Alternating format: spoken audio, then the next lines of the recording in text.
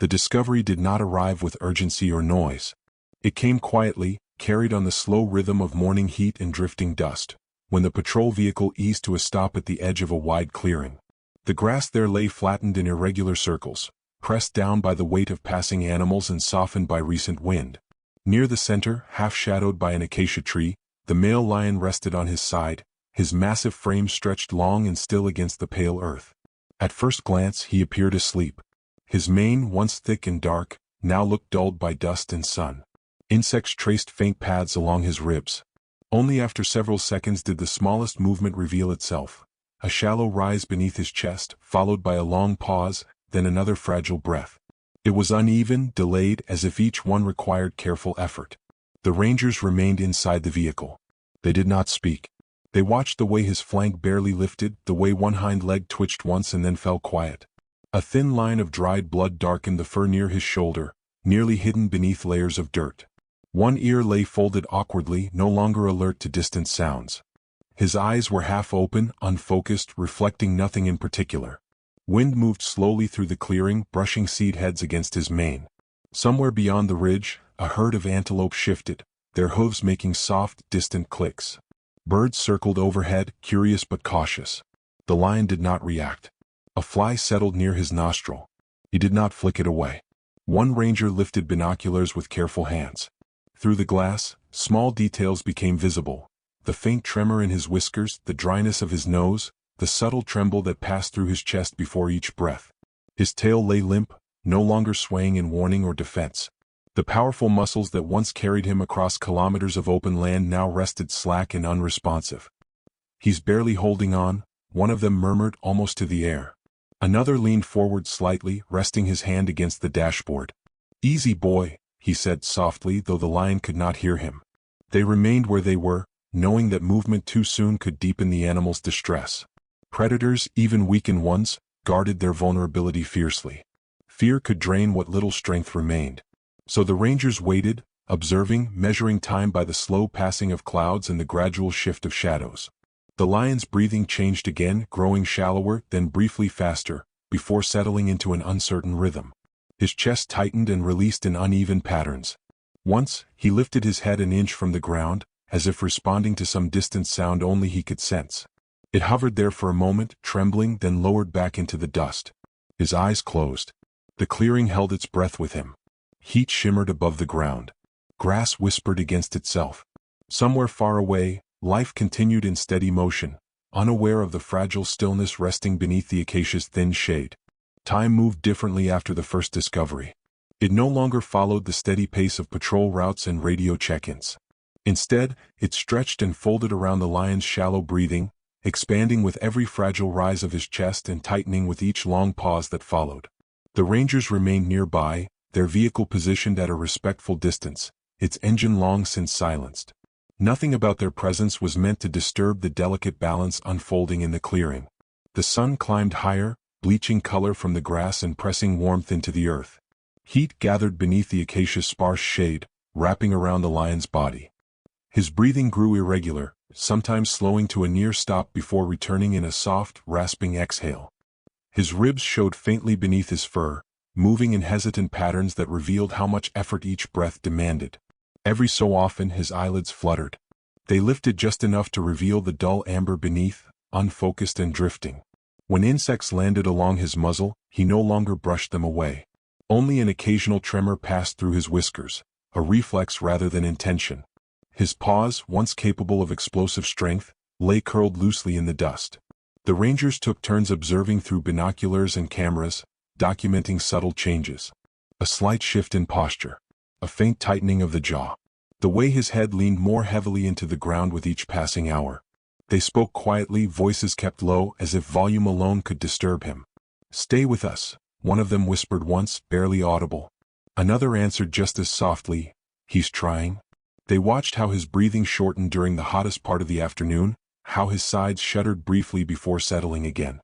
At times, it seemed as though he drifted far away, slipping into a heavy stillness that lasted too long. Then, without warning, his body would tense, drawing in a sudden, desperate breath, as though pulled back by instinct alone. Around him, the land responded. Grazing animals avoided the clearing's edges, moving in wider arcs than usual. Zebra herds paused longer before crossing open spaces. A group of wildebeest shifted direction entirely, sensing something wrong without understanding its source. Even the birds altered their patterns, circling higher, landing farther away. Predators, too, kept their distance. Hyenas appeared once along the ridge, their silhouettes thin against the sky. They stood watching, ears forward, noses lifted. After several minutes, they turned and disappeared, unwilling to test the lion that still breathed no matter how weakly. Wind carried the scent of dust and dry grass across the clearing. It lifted strands of the lion's mane and let them fall again, settling softly against his neck. With each passing hour, his movements grew smaller. The occasional twitch of a paw faded into stillness. His chest no longer rose as high as it once had. Late in the afternoon, clouds gathered along the horizon, thin and pale. Their shadows drifted slowly across the ground, brushing over his body like passing hands. When they reached his face, his eyes opened briefly, responding to the change in light. They lingered open for a moment, unfocused, then closed again. The land grew quiet around him. Grass whispered. Distant hooves faded. The air held a quiet tension, as though every living thing nearby was waiting, listening to the fragile rhythm beat. As afternoon leaned toward evening, the heat loosened its grip on the clearing. Long shadows stretched outward from the acacia, tracing soft lines across the dust. The lion remained where he had been for hours, his body unmoved except for the faint rise and fall of his chest. Each breath now sounded thinner, almost hollow, carried weakly through dry air. The rangers made a quiet decision without ceremony. One of them stepped from the vehicle, closing the door with careful slowness. Another remained behind the wheel, watching closely, ready to respond if the animal showed signs of fear or aggression. The rescuer adjusted his hat, took one measured breath, and began walking forward. His boots pressed gently into the soil, leaving shallow impressions that faded almost immediately in the breeze. He did not walk directly toward the lion. Instead, he followed a wide curve, keeping his profile visible, avoiding any sudden angles that might suggest threat. His arms hung loose at his sides. In one hand he carried a small container of water. In the other, a folded cloth and medical supplies. The lion's eyelids lifted slightly as the man drew closer. One eye opened halfway, revealing a dim, tired gaze. His head shifted a fraction, just enough to acknowledge movement. A low sound escaped his throat, not a growl, not a warning, but a strained, uncertain breath. "It's okay, old boy," the rescuer murmured, his voice barely rising above the wind. He paused several meters away and lowered himself slowly to one knee. He waited. Minutes passed. The lion did not retreat. He did not bare his teeth. His chest continued its fragile rhythm, uneven but present. Carefully, the rescuer inched forward. He placed the water container on the ground and tipped it slightly, allowing a thin stream to pool in a shallow depression. The water darkened the dust, forming a small reflective surface that caught the fading light. The lion's nose twitched. After a long moment, his tongue slipped out, dry and pale. It touched the water once, hesitantly, then again. He did not lift his head. He drank where he lay, taking shallow, uneven sips, pausing often as if gathering strength between each motion. The rescuer remained still, hands resting lightly on his knees. He watched the movement of the lion's throat as he swallowed, the slight tremble that followed. When the water was gone, he poured a little more. Only then did he shift closer. The wound near the lion's shoulder was worse than it had appeared from a distance. The fur was matted with old blood. The skin beneath was inflamed and torn, likely from a territorial fight or a fall during exhaustion. Flies hovered nearby, retreating only when brushed aside by slow, deliberate motions. The rescuer dipped the cloth into clean water and wrung it out. He reached forward, stopping briefly, giving the lion time to react. "You're doing good," he whispered. The lion's ear flicked once. His breathing quickened for a moment, then settled again. He did not pull away. Gently, the rescuer cleaned the wound. Each touch was light, careful not to press deeper than necessary. The lion released a soft, strained sound, low in his chest, but he remained still. His eyes stayed half-closed, focused inward, conserving what little energy remained. Around them, the clearing seemed to soften. Wind slowed. Birds kept their distance. Even distant insects quieted as dusk approached. In that shared space, human and animal existed in fragile balance, connected by necessity and restraint. When the rescuer finally leaned back, the lion's head shifted slightly toward him, resting closer than before. It was not affection. It was not understanding. It was simply trust born of exhaustion and quiet patience. Above them, the first evening clouds deepened in color, and the last warmth of the sun settled gently over the grass, holding the moment in stillness. Evening gathered slowly over the savanna, carried in on cooler air and long bands of shadow. The rescuer had withdrawn to the vehicle, leaving the lion once more in quiet solitude beneath the acacia. The clearing no longer felt suspended in uncertainty. Something within it had shifted. The tension that had clung to the grass and dust throughout the day began to loosen, replaced by a fragile sense of movement returning. The lion's breathing had changed. It was still uneven, still careful, but it no longer sounded hollow. His chest rose a little higher now. The pauses between breaths shortened. At times, his nostrils flared gently, drawing in deeper air. His tongue appeared again, moistening his lips before retreating. Small signs, almost invisible, yet unmistakable. As darkness edged closer, distant sounds began to emerge. Far across the plains, a low call rolled through the air. It was soft at first, carried by wind, barely more than vibration. Then it came again, clearer this time. A contact call, steady and searching. It was answered moments later by another voice, farther east, then another, closer. The lion's ear twitched. Slowly his eyes opened. They were still tired, still clouded by exhaustion, but now they followed the direction of the sound. His head lifted slightly from the ground, trembling under its own weight. He held it there for a few seconds, then lowered it again, breathing harder from the effort. Another call drifted in. His tail moved. Not in warning. Not in defense. Just a small, uncertain flick against the dust. Across the clearing, shapes began to appear between tall grass and scattered shrubs. First one, then two, then several more. Lionesses moved quietly, their bodies low, their steps measured. They did not rush. They did not circle. They approached with restraint, reading the space, sensing weakness and vulnerability. They stopped at the edge of the clearing. For a long moment, no one moved. Then the closest lioness stepped forward. She advanced slowly, head lowered, ears angled slightly outward. Her gaze remained fixed on the male. When she reached him, she paused again, lowering herself into a crouch. Her nose lifted, drawing in his scent. She released a soft, breathy sound, barely audible. The lion responded with a faint exhale. It was not a roar. It was not a call. It was simply breath shaped by effort. One by one, the others followed. They formed a loose circle around him, never crowding, never pressing. One brushed her shoulder lightly against his flank. Another lowered her head beside his. A younger female extended her neck and touched her nose briefly to his mane, then withdrew. He did not rise. He could not. But his body shifted, inch by inch, leaning subtly into their presence. His head turned slightly toward them. His eyes remained open now, tracking their movement, no longer drifting away. A soft rumble moved through his chest. Oh, fragile. Almost lost in the evening air. The rangers watched in silence from a distance, hands resting still, unwilling to disturb what was unfolding. This was not rescue. This was belonging reasserting itself, quietly and without spectacle.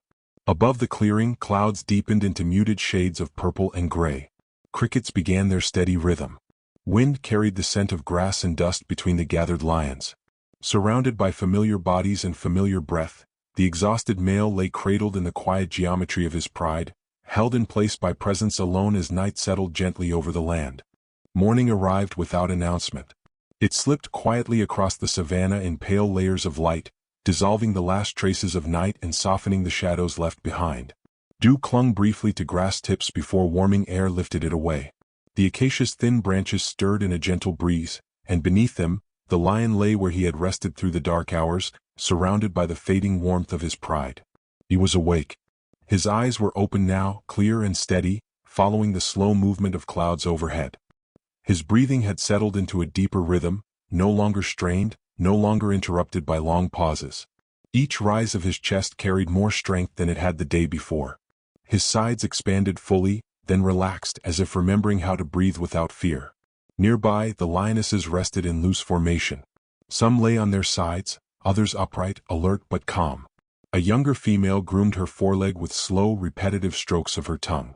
Another watched distant movement on the plains, ears shifting in quiet awareness. None pressed against him now. Their closeness had eased into something steadier, something that trusted his return. The lion shifted his weight. It was a small movement at first, barely noticeable. One forepaw flexed, claws pressing briefly into the soil before withdrawing. His shoulder tensed, testing its strength. A faint tremor passed through his body, then faded. He gathered himself. With deliberate care, he rolled slightly onto his chest. His head lifted, held for a moment, then steadied. Dust slid from his mane and drifted away. His back legs drew inward, folding beneath him. For several seconds he remained there, unmoving, measuring balance and breath. From the vehicle at the edge of the clearing, the rangers watched. No one spoke. Slowly the lion pushed upward. His front legs straightened first, muscles tightening beneath scarred fur. His body wavered once, then corrected. His hindquarters followed, rising with visible effort. When he finally stood, he remained still, legs braced, head low, breathing deep and controlled. He was standing. A lioness rose beside him, mirroring his pace. Another followed. They did not touch him, but they stayed close, forming a quiet corridor of presence. When he took his first step, it was hesitant, careful, his paw placing itself precisely on firm ground. Then another. Then another. Each movement grew more confident than the last. They began to walk. Not quickly. Not dramatically. Just forward, across open grass, toward distant light where the land widened and softened into haze. Their bodies moved in gentle rhythm, shoulders rolling, tails swaying low. The male walked among them, no longer centered by weakness, but by belonging. Behind them the clearing emptied. Wind smoothed their tracks. Insects returned to familiar patterns. Birds lowered themselves into shrubs and branches. The space that had once held fragile stillness returned to ordinary quiet. The rangers remained for a few moments longer. One rested his hand against the window. Another lowered his binoculars slowly. "He'll be all right," someone said, barely above a breath. No one answered. They turned the vehicle away without ceremony, tires whispering over dust. There were no gestures, no final looks. What mattered had already been seen.